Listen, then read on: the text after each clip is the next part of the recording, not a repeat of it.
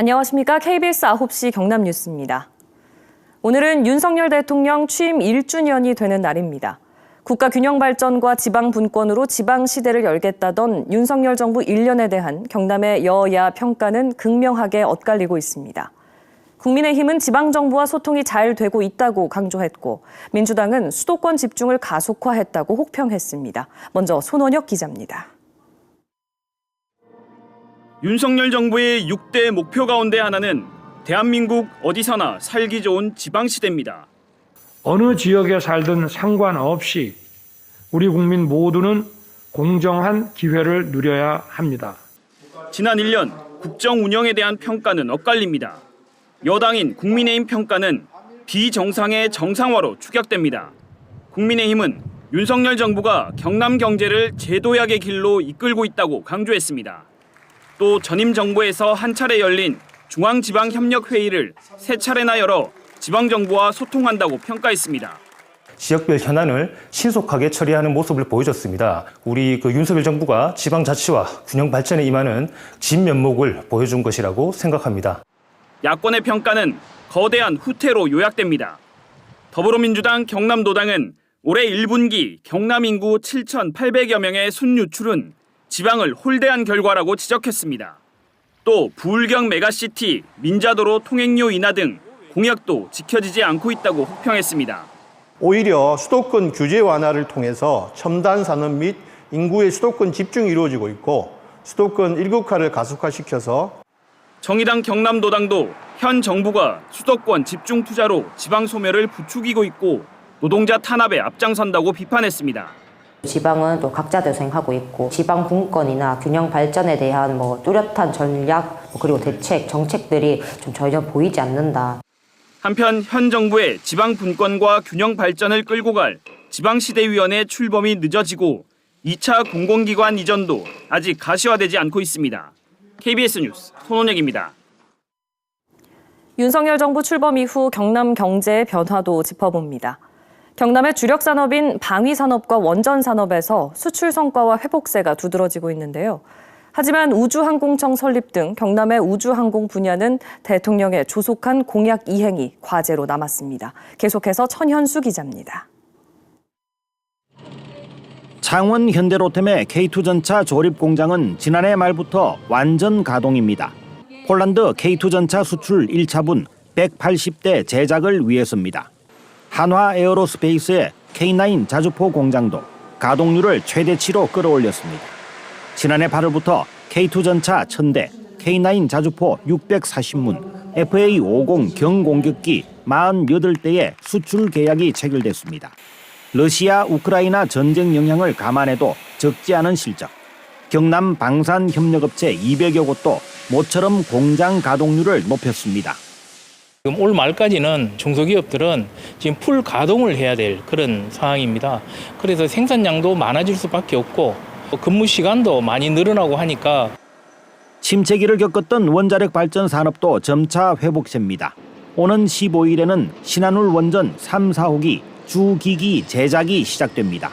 경남 원전업계는 5년 만에 대거 일감이 풀리게 되자 원전 생태계 복원에 대한 기대감이 높아지고 있습니다.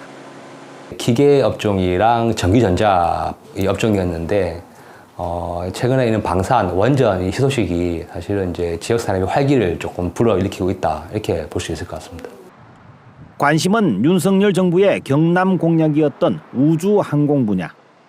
경남의 우주항공 산업 분야에서는 지금까지의 성과보다 앞으로의 과제가 더 중요합니다. 대표적인 과제가 올해 안으로 사천시의 우주항공청의 문을 여는 것입니다. 대통령의 공언에도 관련법은 아직 국회 문턱을 넘지 못했습니다. 지난 미국 국빈 방문 당시 윤 대통령은 우주항공청의 명칭 카사를 공개하고 미 나사와 협력도 발표했습니다. 세계 7대 우주강국, 우주산업 활성화의 청사진이 사천을 중심으로 한 경남에서 구체적 실현 궤도에 오르는 것은 정부가 해결해야 할 과제입니다. KBS 뉴스 천현수입니다. 윤석열 대통령 취임 1주년을 맞아 경남 곳곳에서 정권 규탄 집회가 열렸습니다. 정권심판 경남운동본부는 오늘 저녁 창원시 상남동 분수광장에서 집회를 열고 부자 감세와 간첩 조작, 굴욕 외교 등 민생 파괴의 1년이었다고 주장했습니다. 또 진주 진보연합과 민주노총 양산시 지부도 각각 진주시 대안동 중앙시장과 양산시 물금읍 수학체험공원에서 집회를 열고 대통령 퇴진을 촉구했습니다. 최근 국방부 5급 군무원 채용에서 한 30대 응시자가 학원 강사 경력으로 최종 합격한 사실이 확인됐습니다. 국방부는 채용에는 문제가 있지만 임용을 취소할 중대한 사안은 아니라는 입장입니다. 이형관 기자의 보도입니다. 3년 전 국방부가 낸 5급 군무원 경력 채용 공고입니다. 공군본부 소속으로 주 업무는 훈련장 운영에 따른 주민과의 갈등 관리 등입니다. 5급 군무원은 사무관 직위로 관리자에 해당합니다. 훈련장 갈등 관리입니다. 대민협의나 한양 사원도 있고 공군의 교육훈련 그런 부분에 대한 여건 보장도 있고. 최종 합격자 30대 A씨는 교육훈련이나 갈등 관리 분야 9년 이상 경력을 인정받아 임용됐습니다. 군 3년 4개월, 민간 9년 7개월 경력이었습니다. 문제는 A씨가 인정받은 민간 경력, 취재 결과 보습학원 강사 경력이었습니다. 국방부는 하루 8시간 전일제만 근무 경력으로 인정했지만 A씨 학원 강사 경력 대부분은 대학 재학 기간에 이루어졌습니다. 국방부는 해당 채용에 문제가 있다고 보고 담당 부서에 기관 경고 조치를 내렸습니다. 국방부는 채용 담당자가 서류 수백여 장을 혼자 검토하기 어려워 벌어진 일이라며 채용 공정성을 높이기 위한 용역을 진행하고 있다는 입장입니다. 하지만 A씨와 채용 담당자에게 별도의 징계는 없었습니다.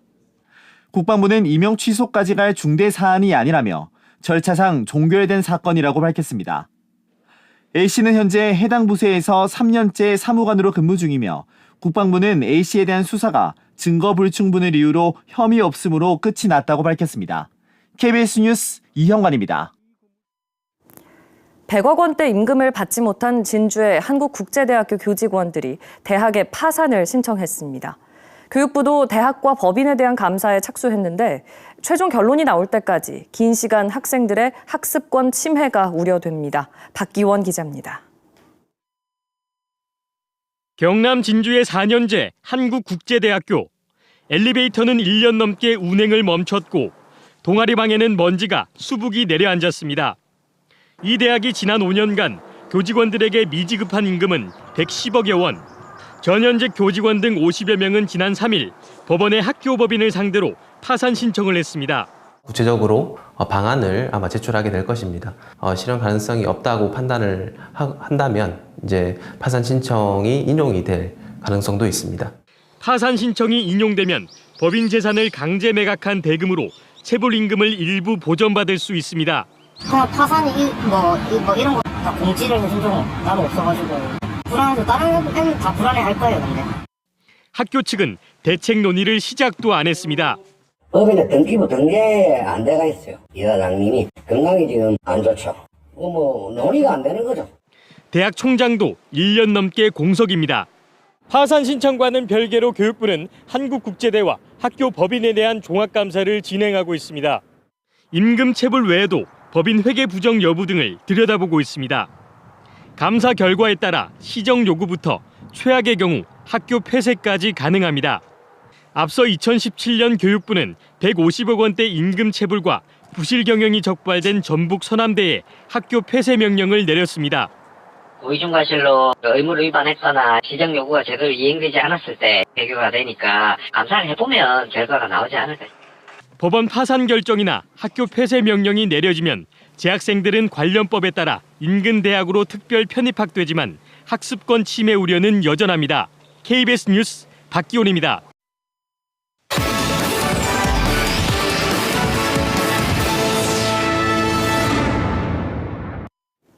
창원시의회가 오늘 임시회 본회의에서 최근 논란이 된 주한미군 사격장 이전을 촉구하는 건의안을 채택했습니다. 건의안에는 국방부와 주한미군이 사격장 정보 공개로 지역사회와 소통하고 사격장 이전에 적극적으로 나설 것을, 창원시에는 주민안전 대책을 마련할 것을 촉구하는 내용이 담겼습니다.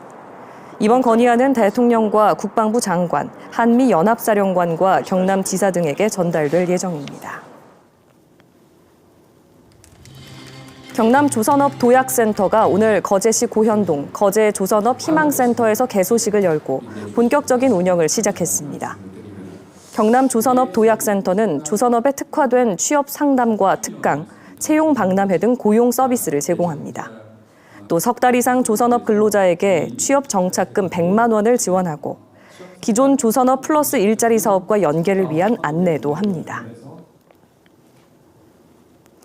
지난달 경남의 고용률이 62.7%로 최근 1년 사이 가장 높은 것으로 나타났습니다. 동남지방통계청에 따르면 지난달 기준 경남 경제활동 인구 181만 7천 명 가운데 178만여 명이 취업했고 실업자는 3만 6천 명으로 집계됐습니다.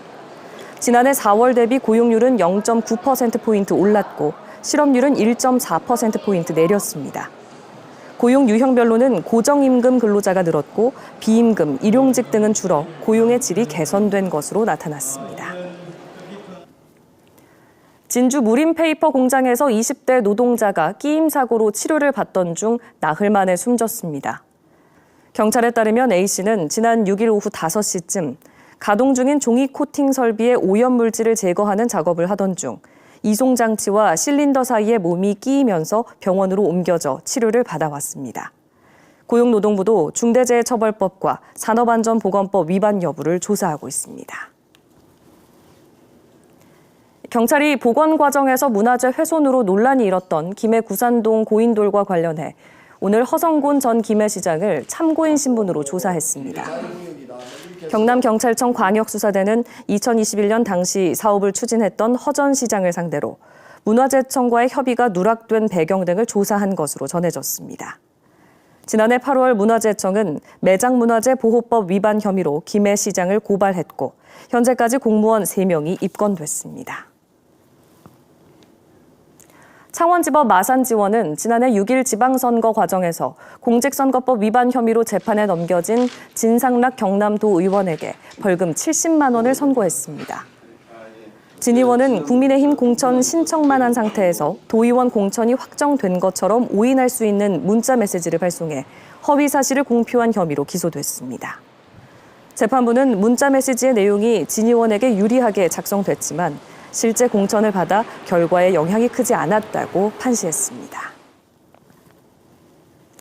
더불어민주당 창원시 의원단이 조영파 창원문화재단 대표이사 후보에 대한 채용 비리를 주장하며 행정사무조사를 추진하기로 했습니다. 민주당 시의원단은 인사검증 과정에서 제기된 조 후보의 경력 증명서 누락 등 의혹의 진상을 밝히기 위해 관련 절차를 진행하겠다고 밝혔습니다. 지금까지 경남 소식 전해드렸습니다.